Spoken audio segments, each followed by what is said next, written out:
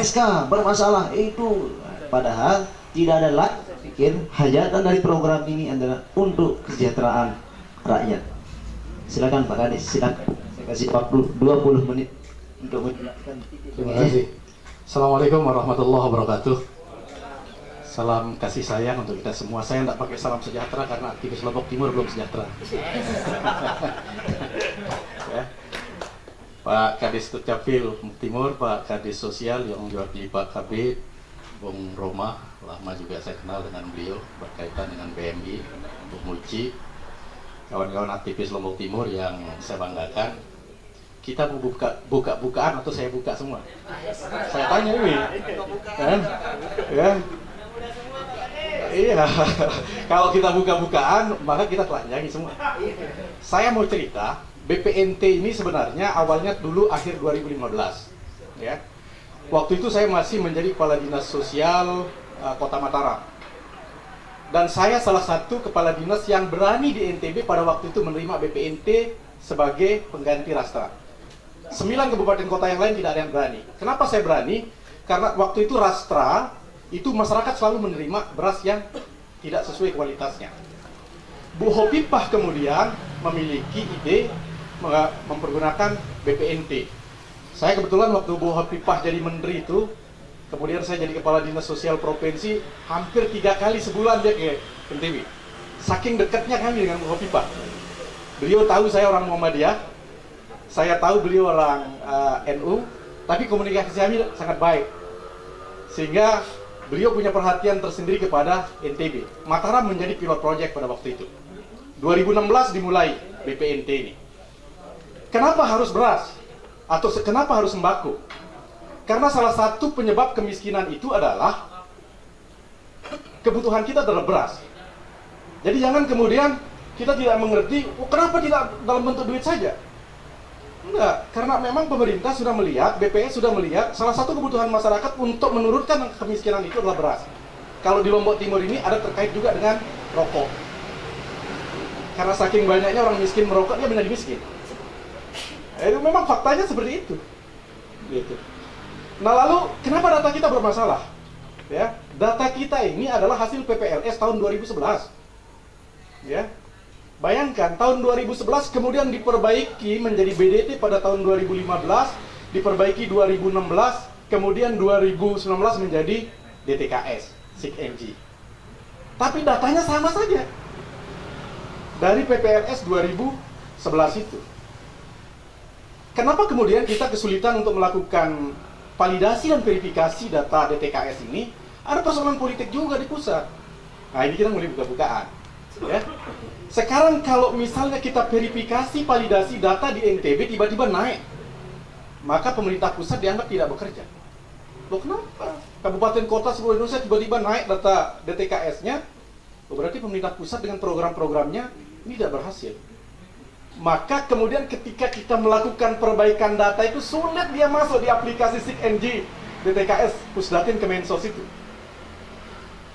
Nah bagaimana kita mensiasati itu? Tahun ini saya membangun komunikasi yang lebih intensif dengan Pusdatin Kemensos, kemudian dengan Direktur Penanganan Fakir Miskin, kita diberikan ruang NTB ini. Dan kita sedang berjalan sekarang untuk melakukan validasi itu. Tadi sudah dijelaskan oleh Pak Kadis Dukcapil Lombok Timur. Saya kembali ke BPNT. Kalau saya melihat pembicaraan dari awal, persoalan utamanya belum dibahas. Ya, yang bermain dalam BPNT inilah oknum pendamping PKH dan oknum TKSK. Harusnya tadi Uci yang buka itu. Ya, saya mau cerita. Ya, temuan kami di lapangan, tetapi kita harus mengumpulkan data bersama untuk bisa membawa dia ke ranah hukum. Ada oknum PKH, digesek dulu kartu combo KPM ini, baru dia belikan sembako, nanti dia jual lagi kepada KPM kita. Dan ini terjadi di hampir semua kabupaten kota yang ada di NTB. Lombok Timur paling banyak masalah. Ya. Nah, kita buka-bukaan. Kalau ada oknum PKH keberatan, boleh. Dan kita akan lakukan sidang kode etik. Karena salah satu temuan Inspektorat Jenderal Kemensos kemarin adalah itu. Itu. Tapi oknum, bukan pendamping PKH-nya, oknum pendamping PKH. Seharusnya pendamping PKH ini tidak boleh dia ikut di BPNT, karena dia tugasnya sudah lain, khusus untuk pendamping PKH. BPNT ini ditugaskan PKSK untuk melakukan pendampingan. Lalu kenapa dia cawe-cawe pendamping PKH? Karena dia yang pegang KKS-nya, KPM ini. Dan ini yang paling banyak masalah di Lombok Timur. Ada satu orang oknum memegang sampai 300-an, 400-an KKS-nya KPM. Dan ini sekarang sedang kita lakukan kajian. Bagaimana kita melakukan kajian? Saya sudah mulai kerjasama dengan tim Kejaksaan Tinggi. Ya kita buka-bukaan saja. Ya. Saya sudah melakukan pertemuan seminggu yang lalu dengan pihak Kejati untuk melakukan pendalaman terhadap kasus-kasus ini.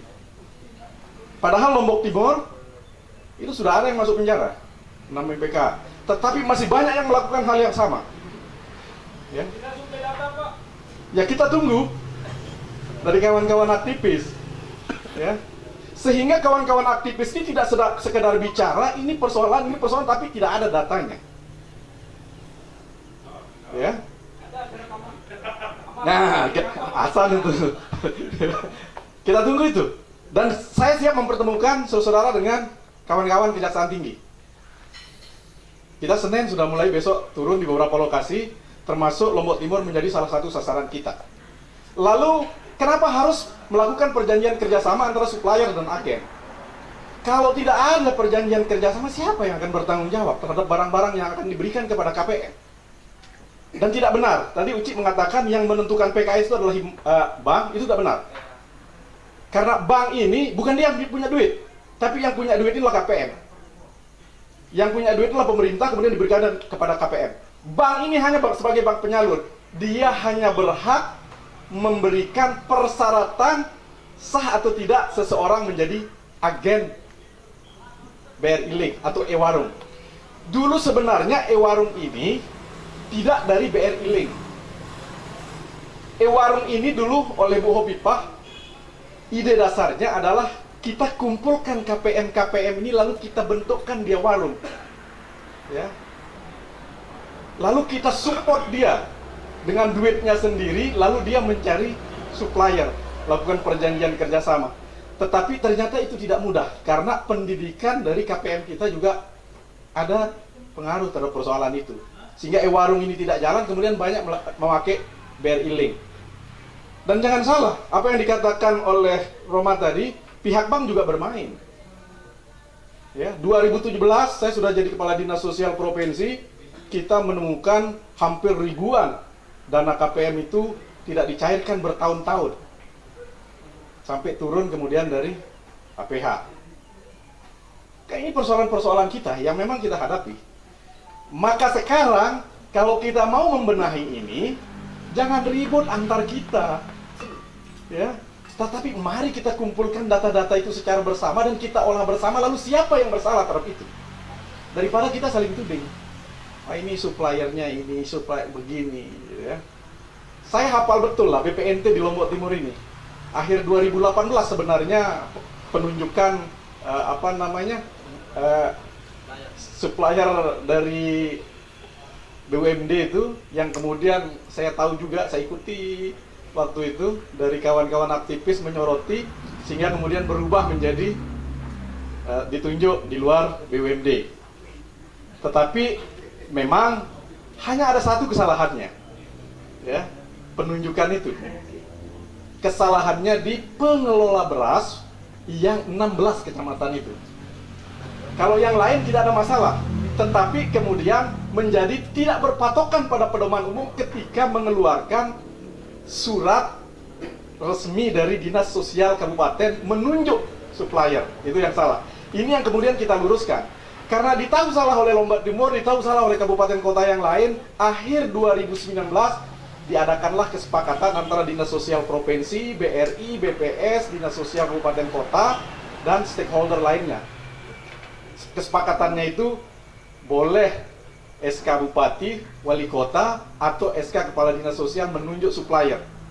Saya kembali kemudian Mei 2020 ke Dinas Sosial Provinsi setelah saya di BPBD. Saya lihat kok ini ada yang salah.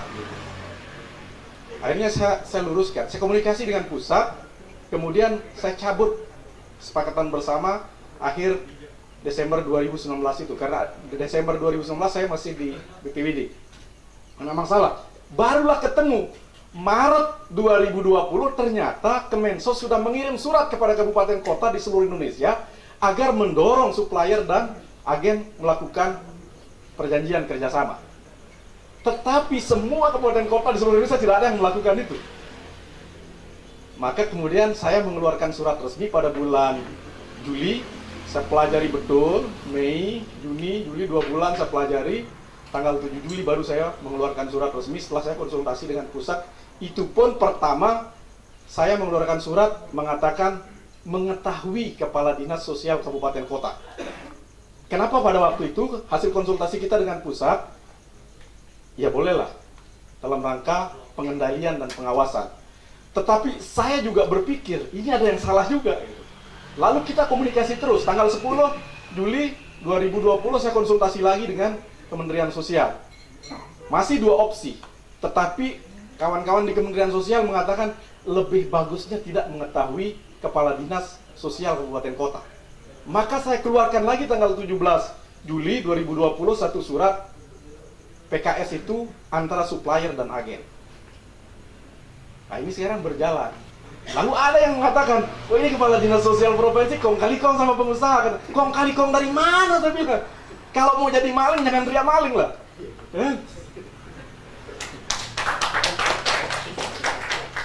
Saya ini karena tahu sejarahnya BPNT, maka saya harus meluruskan BPNT ini di NTB.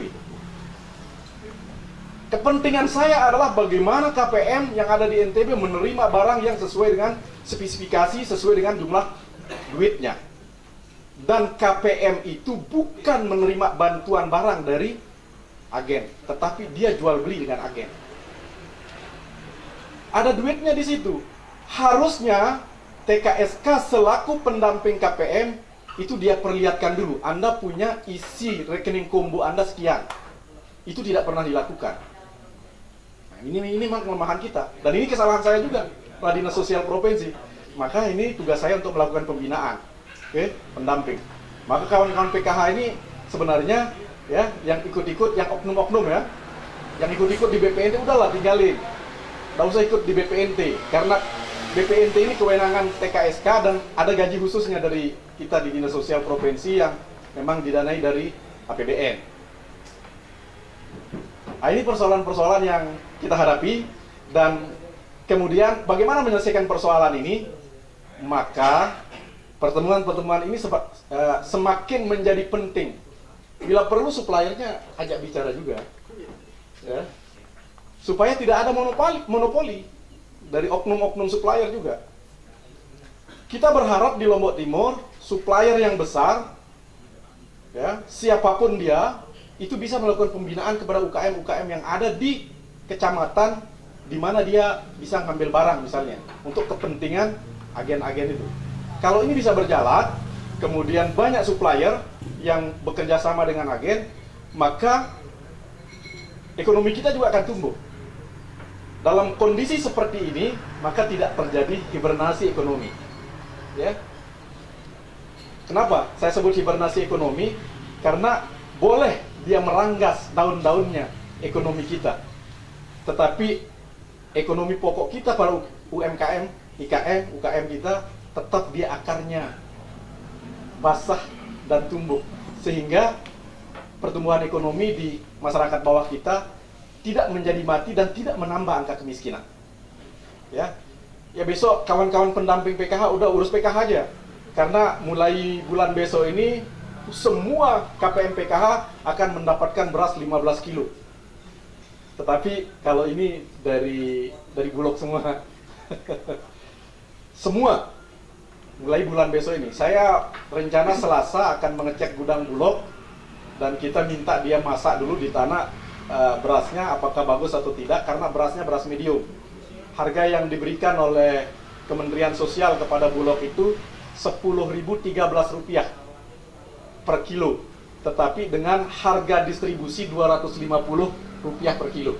Ini kita lakukan pengawasan bersama. Kalau Bulog kemudian memberikan beras yang jelek kepada masyarakat, boleh ngajak saya demo. Ya. Nah, yang saya ucapkan ini serius, dan saya tidak main-main.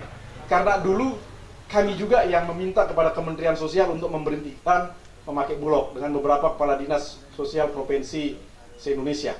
Dan itu kemudian dilakukan, tetapi kemudian Pak Buas teriak-teriak.